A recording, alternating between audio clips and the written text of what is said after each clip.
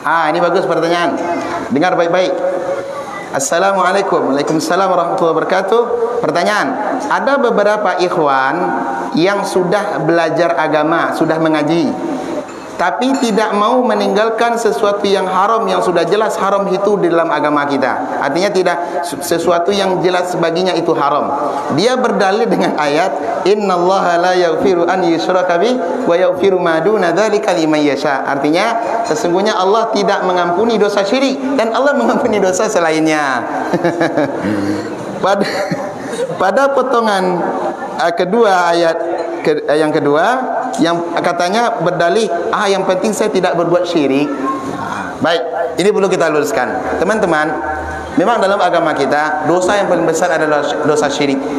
Dan juga berkata dalam urusan agama dengan tanpa ilmu, ini tidak boleh. Dosa syirik adalah dosa paling besar. Walaupun di dalam ayat ini Allah menyebutkan dan Allah tidak mengampuni dosa syirik, namun Allah mengampuni dosa selain syirik. Artinya apa? Contoh, umpama sekarang kita sudah tahu bahwasanya hukum riba itu haram. Hukum riba haram. Yang mengatakan haram siapa? Allah dalam Al-Quran dan Nabi dalam sunnah beliau. Allah berfirman, ya ayyuhalladzina amanu ittaqullaha wa dharu ma baqiya minar riba in kuntum mu'minin.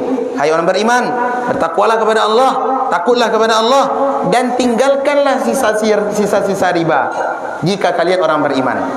Dalam ayat lain Allah mengatakan dalam Ali Imran, ya ayyuhalladzina amanu la ta'kulur riba adhafan mudha'afa. Wahai yang beriman, jangan kalian memakan riba. Apalagi kalau riba itu bertingkat-tingkat, berlapis-lapis. Baik. Dalam ayat dalam surah Al-Baqarah Allah berfirman, alladzina ya'kuluna riba la yaqumuna illa kama yaqumul ladzi yatakhabbathu syaitanu minal mas. Orang yang memakan riba akan dibangkitkan oleh Allah pada hari kiamat bagaikan orang yang sempoyongan. Bagaikan orang sempoyongan. Baik, di dalam hadis disebutkan oleh Nabi SAW, satu dosa memakan harta riba yang paling ringan, bagaikan berzina seorang anak dengan ibunya. Dosa riba yang paling ringan bagaikan seorang anak lelaki berzina dengan ibunya. Ini dosa yang paling ringan. Berarti apa? Dan ini disepakati oleh para ulama dari dahulu sampai sekarang. Ijma' para ulama, hukum riba haram. Nah, sekarang kalau umpama kita sudah tahu, sudah belajar, sudah mengaji, sudah ada di majlis, tapi karena kita berdalih, kan yang penting tak syirik.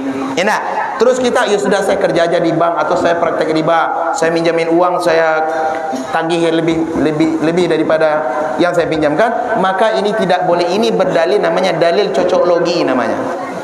Dalil cocok logi. Kenapa? Cocok dengan untuk diri anda sendiri. Tak boleh.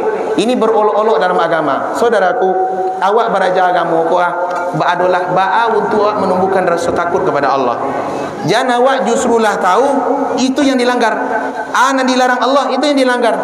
Ana diperintahkan Allah, itu yang ditinggal. Ini pun tak ada manfaat belajar agama seperti ini. Tak ada manfaatnya, Pak. Yang manfaat itu apa?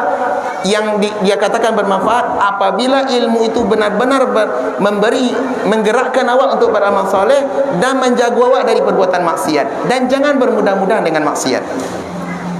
Baik, sekarang kalau umpama dia berdalil, yang penting itu kan masih ada hak ampunan. Taib. Bagaimana kalau anda dimasukkan oleh Allah ke dalam neraka dulu, habis itu baru diampuni? Dibakar dulu dalam neraka. Mau? Kalau begitu boleh saja nanti orang, saya yang penting kan tak syirik, saya berzina aja. Ini dalil tak benar ini. Pendalilan yang tidak benar. Maka dari itu, teman-teman, para ikhwan dan akhwat, siasatnya para jaga kamu tak boleh bermudah-mudahan dalam urusan dosa dan maksiat. Tinggalkan.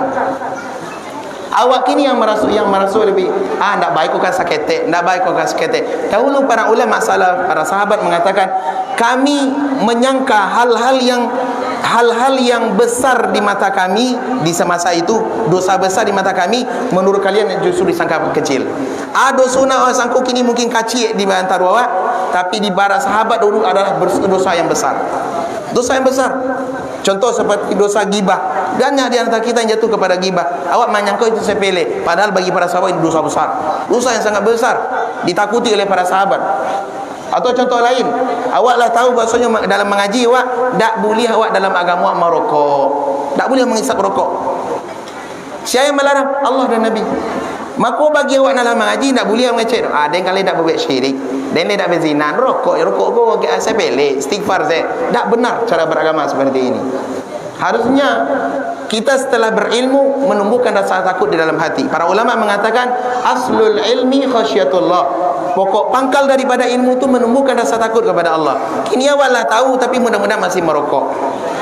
Dan ini banyak cara pendalilan seperti ini juga saya temukan di luar negeri. Saya pernah suatu kali bertemu dengan salah seorang Arab, orang Mesir. Dia keluar dari tempat kerjanya, merokok di luar. Karena di Qatar itu kalau instansi-instansi besar atau tempat-tempat umum tak boleh orang merokok di dalam. Kalau merokok keluar. Iya. Seperti rumah sakit atau kantor-kantor, tak ada yang boleh merokok di dalam. Kalau ada merokok di dalam bisa ditangkap polisi. Gitu orang menghargai aturan. Lawak ini kan tak, kalau di rumah sakit pupunya merokok. Pada orang sakit kan merokok ya, Pak. Jadi suatu kali saya bertemu dengan orang Arab orang Mesir. Saya menegurnya, dia orang Muslim. Saya katakan kepadanya, wahai saudaraku, iko rokok kok haram, kau tak boleh merokok. Katanya jawabannya persis dengan pertanyaan ini ya. Persis sekali dengan pertanyaan ini. Katanya, dengarkan baik-baik. Ya akhi, hadza la yu'athir 'alal iman. Iku tak ada pengaruh kepada iman kau. Rokok kau biasa saja, tak ada pengaruh kepada iman. Kenapa? Selama ambo tak berbuat syirik, maka iman ambo tetap. Adapun rokok tak ngaruh kepada iman. Coba jawabannya, Pak. Persis sekali dengan pertanyaan ini. Ini tak benar. Maka saya katakan kepadanya, wahai saudaraku, andaikan engkau benar keimananmu kepada Allah, yang melarang merokok adalah Allah. Andaikan engkau benar keimananmu kepada Allah, pasti engkau menaati. Benar atau tidak? Kalau batu keimanan awak kepada Allah, pasti awak taati Allah. Kata para ulama adalah lau kana hubbuka sadiqan la ata'ta. Andaikan kecintaanmu, keimananmu, ketaatanmu, kepatuhanmu kepada Allah jujur, pasti engkau akan menaatinya. Innal muhibba liman yuhibbul muti'. Karena orang yang mencintai sesuatu, maka dia akan menaati siapa yang dicintai. Paham? Maka dari itu tidak boleh berdalil seperti ini, ya. Wallahu a'lamu bis-shawab.